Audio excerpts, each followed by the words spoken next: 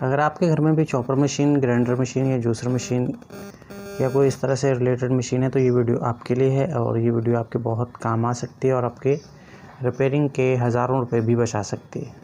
मैं हूं अब्दुल हसीब और आप देख रहे हैं वाइंडिंग शॉप, आपका अपना चैनल वाइंडिंग शॉप।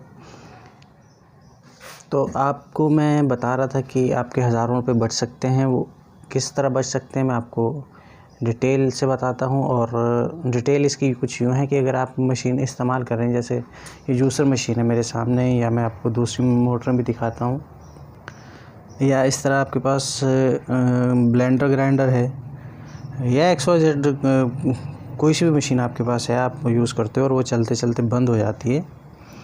तो जो घर वाले लोग होते हैं मैक्सिमम नॉन टेक्निकल होते हैं, इतना इसके बारे में जानकारी होती नहीं है। तो पहला जो ख़्याल दिमाग में यही आता है कि मशीन, मोटर इसकी जल गई। तो ज़ाहिर है जब जल गई तो फिर आप टेक्नीशियन के पास भी जाओगे, शॉप पे जाओगे, तो कम से कम टीका जो आपको लगेगा वो है 1500 से 2000 रुपये तक का भी है। अच्छा, इन लोगों को जो है वो टीका लगाने में ज़रा सी भी यार महसूस नहीं होती है किसी का कितना भी नुकसान हो जाए, मगर अपनी जो है वो दिहाड़ी लगनी चाहिए। नाराज़ नहीं होना भाई, अक्सर ऐसा ही होता है। अच्छा, तो मैं आपको बताने लगा था कि अगर इस कंडीशन में आपकी मशीन चलते चलते बंद हो जाए तो उसमें फ़ॉल्ट क्या होता है। बहुत छोटा सा फॉल्ट नहीं कह सकते आप उसको, तो एक छोटा सा मसला होता है, वो मैं आपको बता देता हूँ। इंशाल्लाह आपको ये मसला आप घर पे ख़ुद ही उस मसले को आप हल कर सकते हो और किसी के पास जाने की ज़रूरत नहीं है। वीडियो को एंड तक ज़रूर देखिएगा। अगर वीडियो अच्छी लगी तो उसको लाइक कीजिएगा और अगर चैनल को सब्सक्राइब नहीं किया हुआ तो चैनल को सब्सक्राइब भी ज़रूर कीजिएगा। अच्छा, मैंने मशीन खोल रही है और मशीन के अंदर जो आप जैसे आप मशीन को खोलोगे तो आपको सामने मोटर नज़र आएगी। अच्छा, ये बिल्कुल इसके ऊपर कवर नहीं, बाद में जूसर मशीन होती है उनके ऊपर मोटर के ऊपर एक कवर लगा हुआ होता है, तो आपने टेंशन नहीं लेनी कि मोटर कहाँ गायब होगी, मोटर उस कवर के नीचे होती है।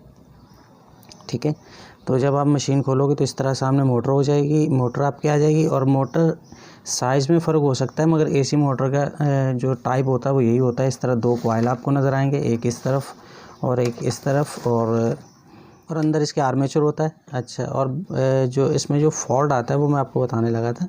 अगर आप मशीन नहीं भी खोल पाते तो कोई मसला नहीं है, फिर भी फॉल्ट आपके इल्म में होना चाहिए कि इसमें फ़ॉल्ट क्या है। तो मैं आपको फ़ॉल्ट बताने लगा था कि ऐसा नहीं होता कि अगर मशीन चलते चलते बंद हो गए तो वो 100% मोटर ही चलती है, ज़रूरी नहीं है। अगर तो आर्मेचर स्पार्क कर रहा है, मोटर स्पार्किंग कर रही है या बदबू आ रही है जलने की, तो उस सूरत में तो मोटर जली भी होती है। बाकी जब ये चलते चलते बंद हो जाए और आप मुख्तलिफ प्लग में लगा कर चेक कर रहे हो और मोटर बिल्कुल ऑफ डेड बता रही हो, तो उस सूरत में मोटर जली हुई 90% मोटर जो है वो नहीं जली हुई होती।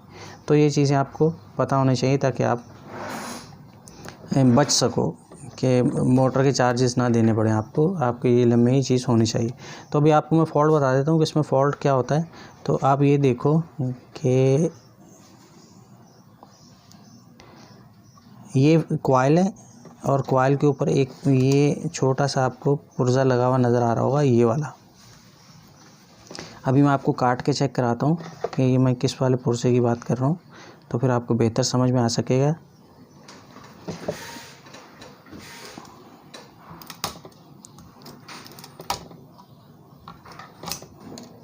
ठीक है, 2 केबल टाई लगे हुए होते हैं, तो आपने इसको आराम से हटा देना एहतियात से, ताकि तार ना टूटे, तार भी बचाना है आपने। ठीक है, तो ये आप देखो कि एक फील्ड कॉइल के ऊपर ये एक प्रोटेक्टर लगा हुआ होता है। इसको हीट सेंसर भी कह लो तो भी ठीक है, हीट प्रोटेक्टर होता है, मोटर प्रोटेक्टर होता है, थर्मोस्टेट भी कह सकते हो आप इसको। जब ये मोटर ओवर हीट हो जाती है तो ये मोटर को बंद करवा देता है। ठीक है, तो या तो ये अंदर से ख़राब हो जाए तो ये जल्दी ट्रिप करवाने लग जाता है मोटर को। जैसे आपने थोड़ी देर चलाई तो मोटर बंद हो गई, तो आपने इसको सिंपली इस फील्ड कॉइल से अलग कर देना। तार काट के जॉइंट करने की ज़रूरत नहीं है, अगर काट के जॉइंट कर दो तो भी सही है, अगर नहीं तो इसको फील्ड कॉइल से थोड़ा सा दूर कर दो सिंपली। ठीक है, तो उससे जो आपका मसला है वो हमेशा के लिए ख़त्म हो जाएगा। ये जो मोटर चलते चलते अचानक बंद हो जाती है तो वो दोबारा कभी नहीं होगी। और आपको जो एहतियात करनी होती है वो ये होती है कि आर्मेचर इस मोटरों की जो स्पीड होती है वो 3000 RPM या इससे भी अबव होते हैं। तो आपने इसको जो इसकी टाइम ड्यूरेशन होती है वो आपको 30 सेकंड से ऊपर ये मोटर नहीं चलानी होती। 30 सेकंड चलाई, थोड़ा सा रेस्ट दिया, फिर चला ली, तो इस सूरत में कभी भी इस तरह के फॉल्ट आते नहीं है, ना मोटर जलती है। अगर आप इस तरह चलाओगे तो अगर मोटर की लाइफ 2 साल है तो इम्प्रूव हो गए इंशाल्लाह, वो 4 साल तक कहीं भी नहीं जाते। तो ये चीज़ें आप ही की होती हैं, तो इनको एहतियात से चलाया करें। और ये छोटे छोटे जो मसले होते हैं इनके बारे में आपको जानकारी भी होनी चाहिए। अगर वीडियो अच्छी लगे और आपके किसी काम आए तो इसको लाइक कीजिएगा, और चैनल को सब्सक्राइब नहीं किया हो तो ज़रूर कीजिएगा। अपना बहुत ख्याल रखिएगा, हमें दुआ में याद रखिएगा। अल्लाह हाफ़िज़।